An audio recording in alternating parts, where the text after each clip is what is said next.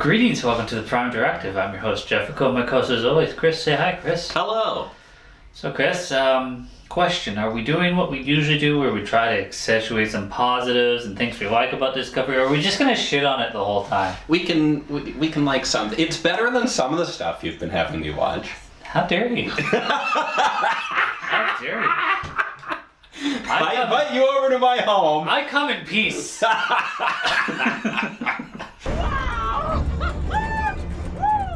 Never a dull moment. Captain, are you all right? Surprisingly, I'm not dead yet. Focus on our team. I'll try to take out their engines. Where do we start? We start at the beginning. Okay. Although this was an in medias res start, we were immediately shown Burnham on the back of the smuggler ship. Yeah. Yeah, and then we have to figure out 4 hours later, or 4 hours before, how'd she get here? Yeah. We also got a recap of last season, but they left out the whole plot of last season. The aliens. It was just the feelings because it was the feelings. It's the show. There was a lot of feelings in this one too. A lot of relationships. Yeah. So the episode started off with the crew. It was sort of a little farewell moment for the show as well. They were talking about the spore drive being shuttered. They weren't going to pursue that technology anymore. They had a competing technology. So that was sort of a little, that was a way for the cast to talk about the show ending without talking about the show ending, which is, always kind of cute. Yeah, if you say so. I'd rather, have a very handsome chef come on board and just ask everybody what their favorite dish is. There's still time. There's 8 more episodes? I assume it's 10. I don't actually know. I'm hoping 3. They did drop 2 today, so I know. We're on a search for one of the greatest powers ever known. The technology, it could have incredible applications. Nothing is more important. Power of creation, here we come. Trying to unravel a mystery again. This one does feel a little lower stakes. Like we don't even know what the MacGuffin at the end of the trail is going to do. Sir, lower stakes. This is going to solve the creation of life. Yeah. That's pretty big. Yeah, I guess. In the wrong hands. Then they could create Somebody could more create life. More life. Yeah, we're not all gonna die. We're not all gonna die. And that's nice. I feel, whether it was intentional or not, but they went back and they took what is thought of as one of the lower episodes of TNG, and they took one of what is thought of the lower series of Star Trek, and they put them together. I don't know, that the chase episode, it was such a huge concept or just like a really significant thing to throw at the Star Trek universe, and we've never discussed it again. Well, we did bring Galen up again though. Yeah, we did, and we got Captain Picard in there. We got some shout outs. I was really hyped when I was pointing at the screen. I was the Leonardo DiCaprio meme. Yeah. Like, they just showed the Romulan in the background. I'm like, I recognize that frame. I know what episode that's from. Well, they showed you the alien, which was actually the changeling girl, too. Yeah. The same actress. Yeah. I like 12 hours of makeup. Put me in this episode, too. Yeah, I wonder if they have to, give her any royalties or whatever. Generally, you're supposed to, but New Trek hasn't been doing that. Oh, really? Yeah, they find loopholes around through streaming and all that crap. Interesting. Because a lot of the novels that they've been taking from don't even get credited, which is bullshit. We call it the Infinity Room. A bit theatrical for my taste, but some like that sort of thing. An 800-year-old science vessel was just found at the edge of the Beta Quadrant. Dr. Kovich needs Discovery to jump there immediately and secure it. There's this Romulan ship. Mm-hmm. We have a red Directive? Directive. I guess it's like a red alert, but it's a directive. Yeah, it's so hard. It's so hard. They can have new things. Red directive, black alert, jump. Yeah. These are colors that I'm not familiar with. Yes. I don't like it. No, could you put a badge on somebody and tell me their secret? Yes. They got to go out. Cronenberg wants them to go see this Romulan ship because it's got a puzzle box. I'm glad Cronenberg is back. Yeah. And we're doing a literal mystery box, although I guess we did get to figure out what's in the box pretty quick. Yeah, we got a couple of I don't know what they are, couriers. Yeah. And they're smugglers. yeah. Pretty much. They got force field guns. Yeah. So originally, when they shot them and like the field went up around them, I was like, oh, they've got some kind of personal shield. Like I've been watching Dune too many times, so I was just like, oh, they've got that. Like they have every technology now. She got sucked out into space and right away. Yeah, the uniform just does everything. You know who could have used that? Lorca. Yeah. Yeah, the uniform, everything. Like, oh, I need another gun. Oh, I need another gun. Oh, I mean, putting the replicator into everything, like, sure, you know, we're exploring some real big limits of Star Trek technology, and like visually, it's cool. Like, you know, this makes sense as an extension of what we know from like 90s era Star Trek. Yeah, but you agree that is future tech, right? Yeah, future space. So when I go like this and I show you a picture of the protogenitor, be impressed. Though you won't be able to see us through it because I don't have that technology. Pictures there. We chase these two, a human and an alien. A lot of this feels like video games that I've been playing so much gaming lately that it's just like I see it. Oh, I mean, the gun extends. It is the racing in the sand. The pacing of Discovery is we're moving from action set piece to action set piece. If I had the patience, I'd get up and just pan you for the rest of this review because that's all we got. We got so much panning in that first episode. Yeah. Every shot was and we had the fucking original Hulk movie thing with the split screen. The split screen, that was whack. I was just looking at this, I'm like, I don't like this. I was like, this particular part or like the series overall? Got a good shot at catching them. A good shot? Come on. Booker, you were a courier. You know how this goes. Back me up here. The further I am from this, the better. We get introduced to a new captain, Captain Rayner. Yeah. I didn't like him in the first episode, and not for the reason that the show wanted me to not like him. The show wants me to not like him because he's disagreeing with Burnham, and that's illegal. I didn't like him because he kept oscillating between making a lot of sense and being a bloodthirsty psychopath. Now you need to pick a lane. See, like, I think it backfired because I think I liked him because he was disagreeing with Burnham. And I like that he's a psychopath. I mean, there's plenty of room to like psychopaths. Yeah. Like, people love Golden Also, God, I recognize but he's not a Federation captain. Yeah, well, give him time. He made himself a join. Yeah. And he enslaved them. Yeah, no, I recognize the actor, so I was just like, oh yeah, sweet, that guy, whoever he is. Yeah, I've been... You said he was a Cylon? Yeah, he was in Babylon 5. Yeah, I've seen him in a bunch of series. So, you know, cool. He's like TV Daniel Craig. Yeah, sure. And he's got some ears. Yeah, funky ears. Did you recognize that at all? Like, I didn't place that on any species in particular. I want to say the Vorta. Okay. Because the Vorta had those ears. Oh wow, that would be a treat. And some of the Vorta didn't have anything else, so yeah, half Vorta, half human. Yeah. Okay, I'm interested. I like that. We're locking onto you now, Captain.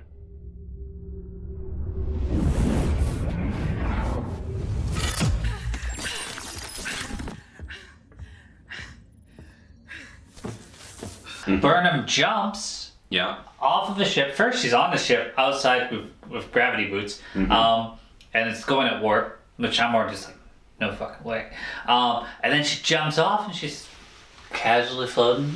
Yeah, I don't know what happens if you exit a warp bubble. I don't know if we've ever done that. In person, you get torn apart because you're a human. You're not a ship. I don't know.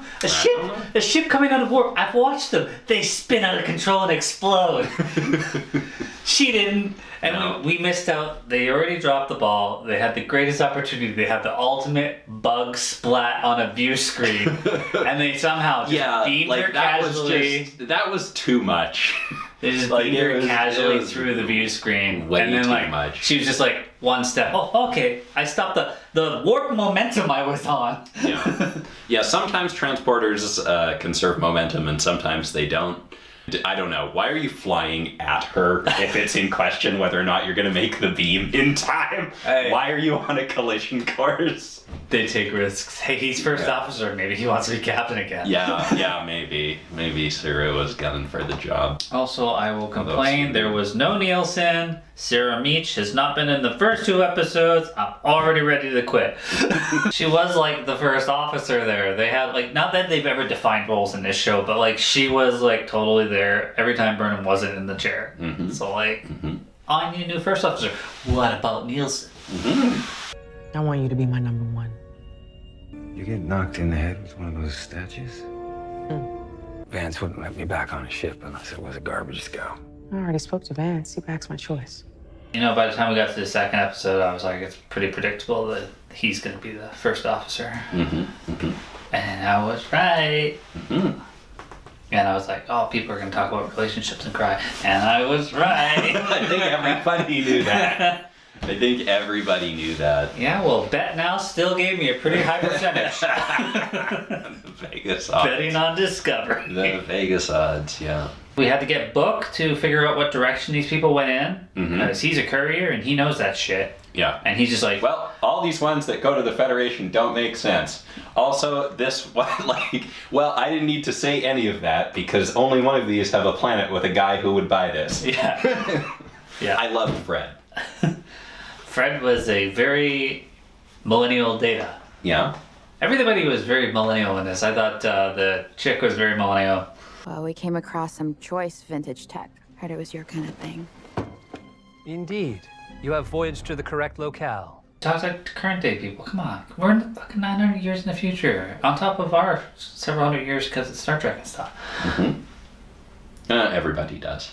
We've sort of, we've seemed to have abandoned the, you know, there was sort of a style of dialogue in the 90s era Trek that, you know, it took a deliberate choice to not be contemporary.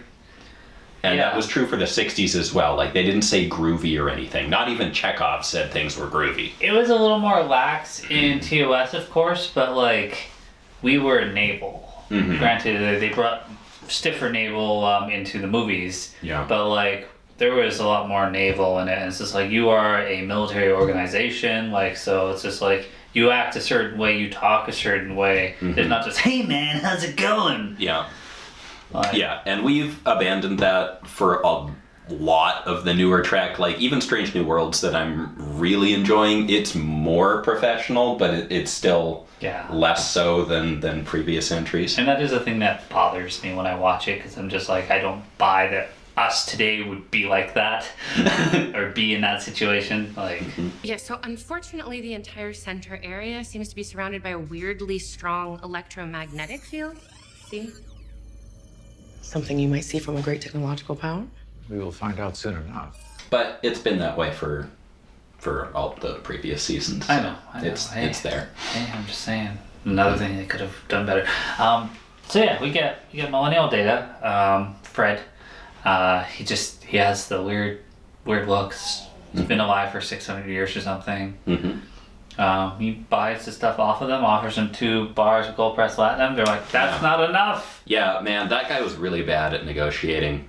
He probably could have just paid them slightly more than they were expecting and they would have left. Yeah. Like, there was a number where they would have just left. They were trying to sell it. Also, and instead he lowballs them. Also, like, he's supposed to be, like, smart and stuff, right? I would assume, Positonic Network.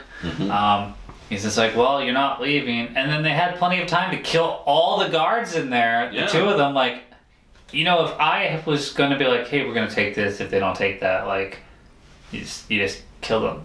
You don't fucking, like, announce it. You just fucking do it. And then, oh, cool, they're dead. Yeah. Problem solved. Yeah, you're a shady dealer. You've got a signal for your guards. And then they're like, alien dude's just, like, put, like, 4 in his chest. And then she's like, wait. And then, like, she shoots him. I was like, why do you have to wait?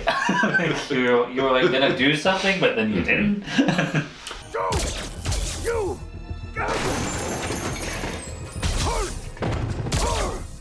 What? Fuck! I hope it was painful. You know, I wonder if this is going to be one of those things where, like, the Federation could have just arranged for a Ferengi ship to buy the box off them. Yeah, does Ferengi have warp now? Does everybody have warp yet? I don't know. I'd just be like, hey, can you just go buy this box? I don't care what it costs. We'll refund you. Like, make up a number. You can pocket the profits. I don't care. Yeah. Assuming the Ferengi have not evolved past that. I mean, they did have Rom guiding them into a new light. Just have, like, maybe that's what Booker should have done. Just be a front man.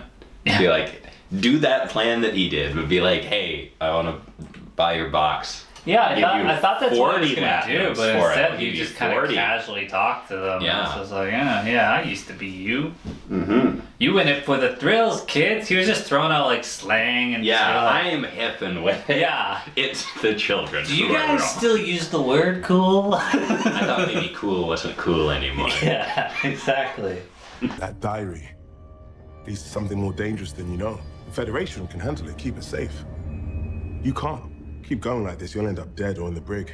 Or is that the kind of shine you're looking for? We got a little desert chase, because of course Burnham and them all went down there, and then the captain of the other ship's like, let's blow up their explosive, and then they can't get away. And then Burnham's like, no, we can't do that, because that could cause something else to happen. I mean, she's like, that was the bloodthirsty psychopath thing. Oh, like, we don't take a 30% chance of destroying the entire city and everything. I'm glad we're throwing out percentages, too. Like, he's just like, oh, my 70% chance worked. Like, who talks like that? We don't do that. That's not Starfleet captain. That's crazy person. Yeah. Well, you know what? Like, we could have. Sometimes you need a crazy person in war. We could have had a different situation where it's more reasonable for two captains to be disagreeing with each other, but then it's like, no, we should totally murder everybody. I don't think we should do that, because murdering everybody is wrong. And yet I still think Burnham's in the wrong. Better idea is to blow it from here. Block the entrance, we take away their escape route. No, we can't risk killing all those people down there. You're letting stats get in the way of strategy. An avalanche is not gonna happen. Oh, the whole show I'm just like, kill them. Well, anyway, get on about Tilly there. I'm a teacher now, and students don't We're get gonna watch that show. We're gonna be sitting here watching that show. You're contractually obligated. Episode 1, I am slitting my wrists. It'll be fine. Oh, blood everywhere. It'll be fine. I'm just gonna pass out. Whether it's fake blood or what, whether we're just doing a bit, I'm gonna pass out, head on the ground, blood everywhere, and you're just gonna have to keep going. Alright. Be like, I really enjoyed this episode, especially when they like flipped to page 149 and went over this procedure. What do you? Oh yeah. Yeah. Maybe it'll come out around Halloween. Yeah. Oh, I got fake blood in my fridge right now, Chris. Who doesn't? I believe that. Who doesn't? So yeah, desert chase. I don't drink it anymore. Doctor said it had strange side effects.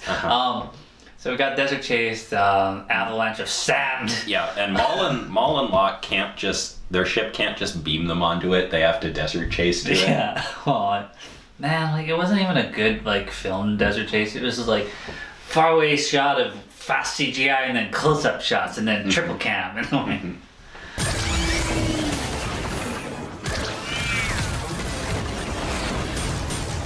I've got Moll and Locke on the scope. The only way to stop it was to get both ships to crash into this sand with their shields. Which is, again, neat visually, but probably not necessary if you think about it. Like, they're bubble shields. The shields are extended, so you really could have just hovered there and done the same thing, I guess. But then you wouldn't have got sand on the hull and have to go into space and get it removed. Yeah. I'm just saying, Chris. There's been a few. Also, I thought ridiculous it was really funny how tight they were filming the people in the settlement. Like, it was clearly just a small room and a dozen people. And it's like they couldn't even give me a zoomed out shot, where it's all CGI and crowds. But it was just like there's like a dozen people here. You know, I get the idea of having a fantastical background and stuff, and that can look cool here and there. The AR wall stood out in this one all the time. Yeah, it's always there. It's never anything like practical and cool and tangible that you're touching like styrofoam. I do think like it's probably pretty interesting technology for acting because it allows you to get, you know, the CGI of this fantastical stuff and also the practical, so the actors can kind of see what they're doing. Like they're on a stage with the ground set, and then there's the background, and they can see what it is, and sort of get a feel for it. It's like advanced green screen, except now they don't necessarily have to use a tennis ball to be like, this is what you're holding. Yeah. It's a step up from that, but I felt like it stood out. I was just like, yep, that's the AR wall. I can see it.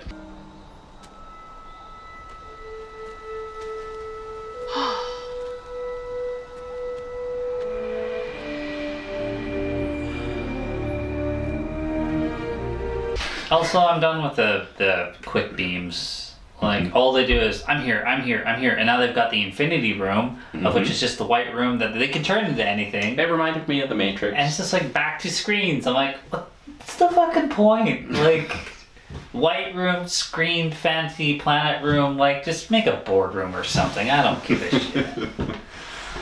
And like my conference table back. And the fact that it's like, oh, we beam everywhere, and it's just like, oh, now we're gonna take the turbo lift. Well, the turbo lift's a great place for talking. If you gotta talk, then we're taking the turbo lift. I'm surprised they just don't beam their words into each other's minds now. Maybe they could. Yeah.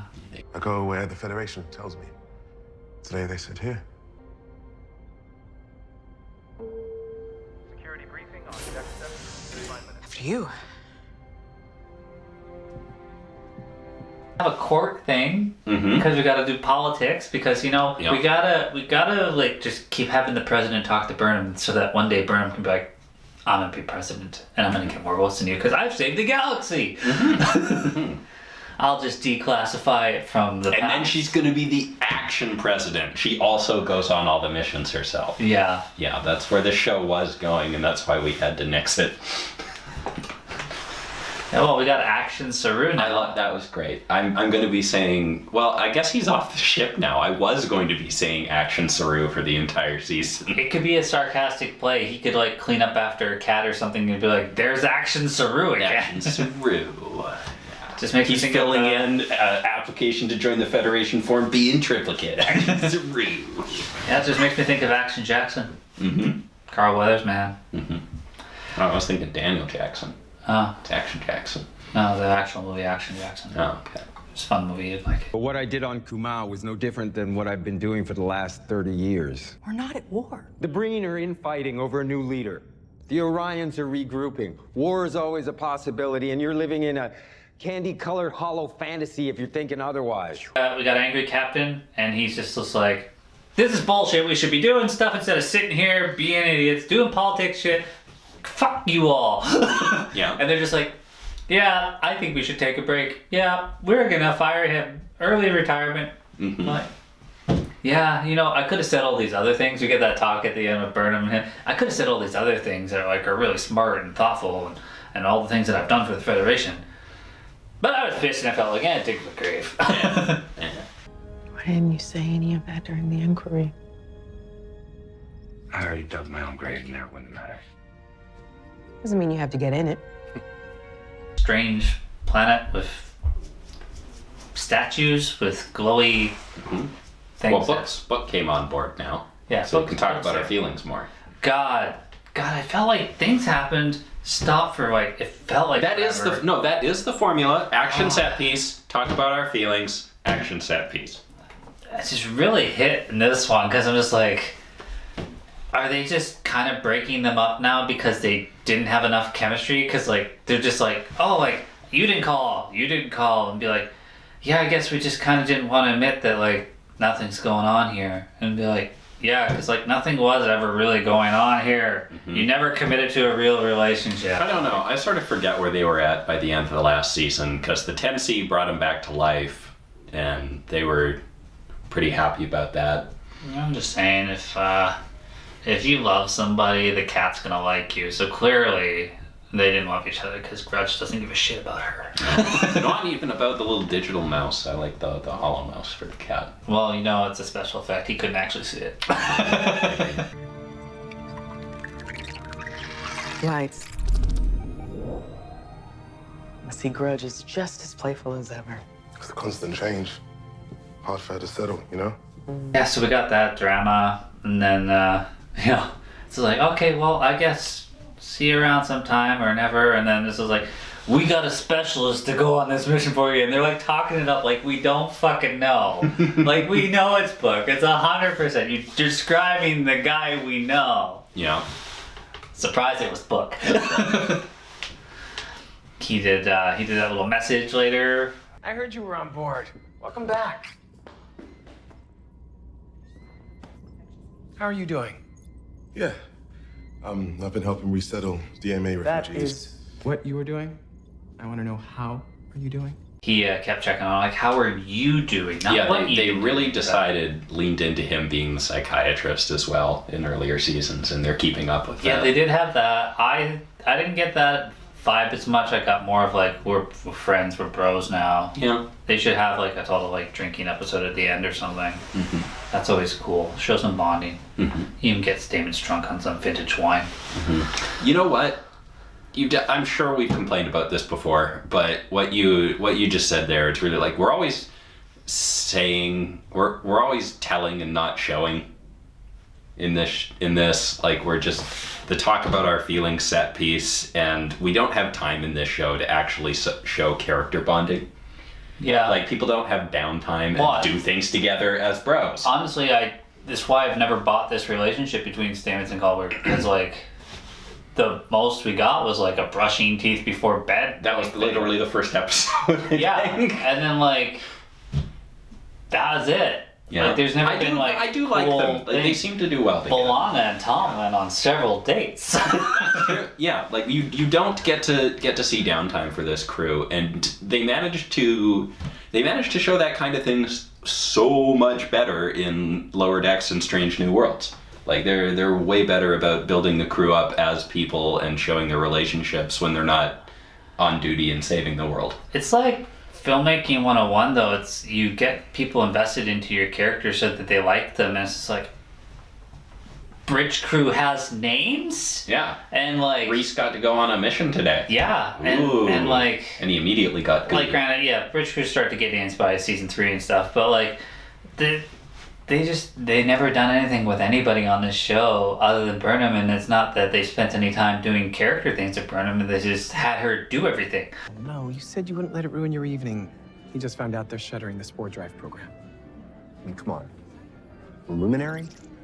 What am I supposed to do? Walk around, shake hands, and pretend I'm happy that the pathway drive went up?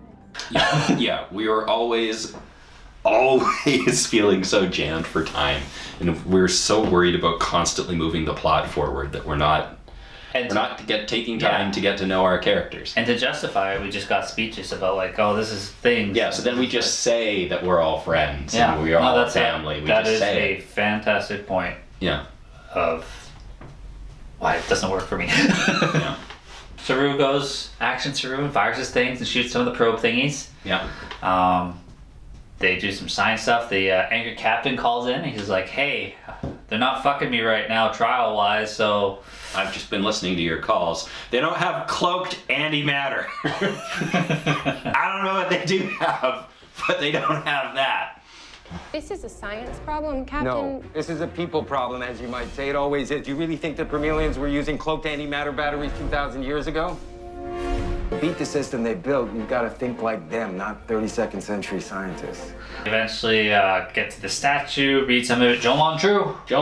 References. Romulan greeting. Yeah. And there were other lines and directions, and you're supposed to figure out where to go next, because Discovery is a MacGuffin, and we must always go on a mission to find something and discover something. Should be called mystery. Star Trek mystery. By the end, it will be the most unsatisfying mystery for you. And this season could be fun, at least, because we're going to be constantly visiting different Federation locations. Like you were doing Trill. I heard Romulan. I got excited. I saw the ship. I was just like, "Yay, future Romulan ship!" People, it was really old. Yeah, they name dropped the Breen and the Tholians today. Maybe we'll get some of that. Who knows? But like the idea. I don't want to get caught up in that kind of a web. No, The idea of jumping around to all these different locations and exploring them and seeing what's up, that could be fun. I was thinking of saying this to you when we were watching it and be like, oh man, like we're actually gonna jump around and learn more about like the current year now and like what's going on, because we jumped into the future and never explained anything or did anything, or where are the Klingons, where are this. We did like Unification 3, that episode with the Romulans and the Vulcans, but but we like, dropped in on Trill a little bit. Very little like what's going on in the galaxy, and then I'm just like, oh, like, you know what, this is finally gonna do a little bit of that, and then it's gonna be over. But I didn't say it because Starfleet Academy is probably going to take place in this time. And I don't even want to talk about that series. It don't exist, Jeff. Just show me people reading books, Chris. Just show me. Yeah, well, you know what? So Section 31 movie, buddy. So take that. That's also existing. It's also just one movie. I can come here and watch one bad movie, Jeff. I can handle that. I don't think you've ever experienced that before. Remember one thing. What's that? We don't take no shit from a machine. Saru's getting married. Yeah. Sort of jumped over that. And again, we really... Like, they didn't show us much of their relationship last season again. Like, they were hanging around and they're kind of, It was like school kids, basically, standing back, I like you. Yeah. I like you, but I don't express feelings. And now it's just like, I love you. Calmly. And now it's just like, oh, like I was thinking we could do this, and she says it in a very Vulcan way, and he's just like, married him? I was like, dude, you're from another planet, like at least call it joining or have some like alien word for it. Yeah. Married's very human. Come on, like think. It's like when you're on a different planet and you're like Earth to Earth. No, it was Kaldos. The planet was called Kaldos. It would not be called Earth. I'm pretty sure it's not, no. Cool. No. Yeah, no. Sorry, shut up, Champagne. Why did they wait till all the after parties to give that test? They should have been passing it out to the delegates before they left, It's a little diplomacy. Everybody's got a relationship thing going on. Tilly was flirting with that one guy before she kicked him out. Yeah, make up your mind, Tilly. You went over there specifically for that guy. Yeah. And then you got him into your room, and like, what do you just... Yeah. And she's just like, the alcohol that made me drunk is telling me I'm still drunk. Yeah. Okay. Yeah. I don't know, Chris. What else happened? Anything else happened? That's pretty much all that happened, right? Is that pretty much all that happened? Well, we got Rayner on as our first officer. We sort of alluded to that already. Yeah. I think he will help a lot for entertainment value. He might be, we're going to be comparing this guy to Shaw from Picard Season 3, I think, the whole time. Yeah? Yeah, I think that's sort of the gruff guy that we... Well, I mean, because he's the gruff guy that we don't like at the start. He's just kind of being an asshole, and now he's going to be part of the crew, and how are we going to change from then on? I think that's my direct point of comparison. Let's see Discovery, what they do with a Shaw character. I think having the Admiral constantly keep like bringing him up and backing him up and friends for 30 years, fought in the wars, this and that. He's like a great guy, but like he doesn't change his way. It's like, I think that really built him up for me a bit. A little character building. Yeah, character building. Yeah, it can happen. He did what he thought was right for the Federation. He always has. The shame is, he's a damn good captain. Final thought me then, Chris. Final thought me. It was Discovery. It was 2 episodes of Discovery. We blew some shit up, and then we talked about our feelings, and then we blew some different shit up, and we talked about how we felt about that. And then we went to a planet where things tried to blow us up while we were talking about our feelings. And it was this guy, I don't know, let's see all the fun planets we go to. Yeah. I feel like other seasons hurt more. Mm-hmm. This season hasn't hurt enough yet. Mm-hmm. But, a pattern for me has been Discovery starting off strong and then absolutely just, what the fuck was that at the end? Yeah. The good old Game of Thrones. Yeah. I'll try to. Have I been optimistic? I'll try to remain optimistic, but I'll throw my sarcastic. I'll make everything sarcastically funny when I complain. That's the only way I can get through this. Yeah. We got something to do for the next couple weeks. Exactly. You get a break from amazing sci-fi movies. There you go. Well, as always, guys, thanks for watching. See you next week.